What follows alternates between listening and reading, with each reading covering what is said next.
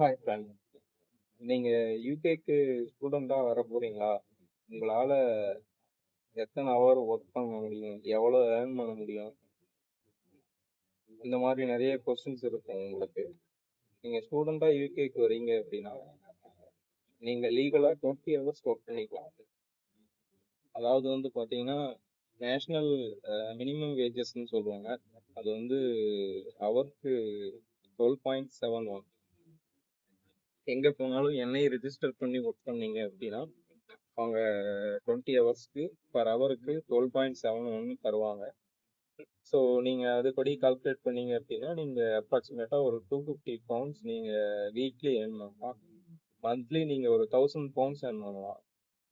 இயருக்கு பார்த்தீங்கன்னா ஒரு £12,000 வரும். ஸோ ஸ்டூடெண்ட்ஸ்க்கு வந்து £12,000 12,700 சம்திங் நினைக்கிறேன்.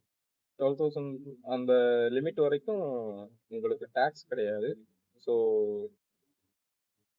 மோஸ்ட்லி என்ஐ ஜாப் எடுக்கிற மாதிரி பாருங்க.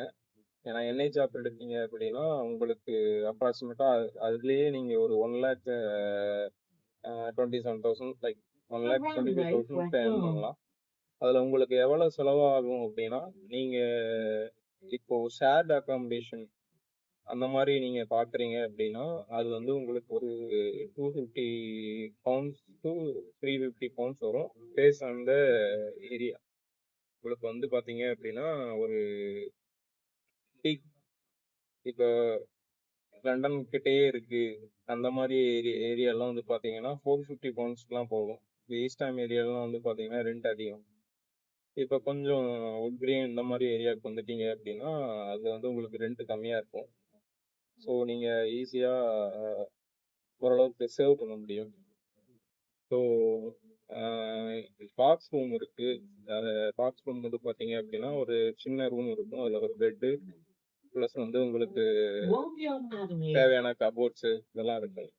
பட் வந்து ஒரு சின்ன ரூம் தான். அந்த ரூம் இண்டிவிஜுவலா நீங்க எடுக்கிறீங்க அப்படின்னா அது £550 வரைக்கும் வரும். 550 to £600 வரைக்கும் பேஸ்ட் அந்த ஏரியா தான். ஸோ என்ன கேட்டா £350 இருந்து பாத்தீங்க அப்படின்னா £350 ஒரு டீசென்டான ரெண்ட்.